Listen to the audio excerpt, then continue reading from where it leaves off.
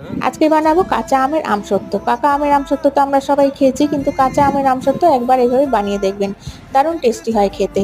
জলের মধ্যে দিয়ে দিলাম 4টে কাঁচা আম, এটাকে ফুটিয়ে নেব আর আমটাকে সেদ্ধ করে নেব।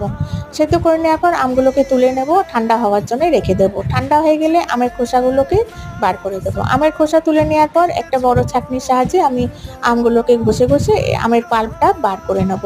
আমের পাল্প বার করে নেওয়ার পর এর মধ্যে দিয়ে দেবো 1 কাপ চিনি, অল্প একটু নুন, অল্প একটু বিট নুন, 1 চামচ লঙ্কার গুঁড়ো, আর সবকিছু একসাথে মিশিয়ে নেবো। আর মিডিয়াম ফ্লেমে এটাকে একটু ফুটিয়ে নেব। ফোটাতে ফোটাতে দেখুন কি সুন্দর কালার চলে এসছে। আমসত্ত্ব করার জন্য একদম রেডি। তো আমি একটা থালার মধ্যে সর্ষের তেল মাখিয়ে নেব আর আমের পাল্পটাকে ছড়িয়ে দেব।